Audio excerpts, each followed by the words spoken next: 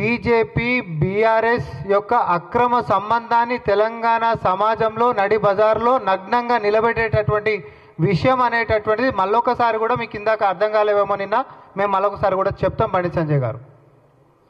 ఎందుకోసం అంటున్నామంటే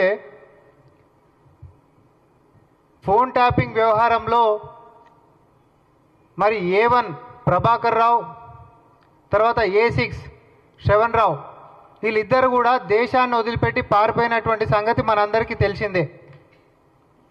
అయితే ఈ యొక్క కేసు ముందుకు పోవాలి అని అంటే వాళ్ళని అక్కడి నుంచి ఇక్కడికి తీసుకొని రావాల్సినటువంటి బాధ్యత ఉంటుంది. ఎందుకంటే వాళ్ళిద్దరి మీద కూడా నాన్ బెయిలబుల్ వారెంట్లు ఇష్యూ అయినాయి కాబట్టి.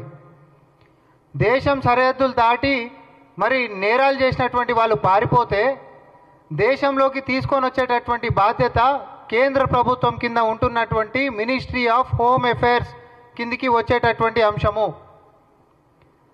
వాళ్ళని తీసుకొని రావాలి అని అంటే ఏ రాష్ట్రం నుంచి అయితే ఆ నేరాలను ఎదుర్కొంటున్నారో ఆ రాష్ట్రం నుంచి ఆ పోలీస్ డిపార్ట్మెంట్లు సిబిఐ కేంద్రంలో ఉంటున్నటువంటి సిబిఐకి ఉత్తరాలు రాస్తూ రెడ్ కార్నర్ నోటీస్ని ఇష్యూ చేయాలని, ఇంటర్పోల్లో వాళ్ళ పేర్లు పెట్టాలని, తద్వారా వాళ్ళు ఆ దేశం నుంచి ఈ దేశానికి రప్పించేటటువంటి ప్రయత్నాలు జరుగుతాయి.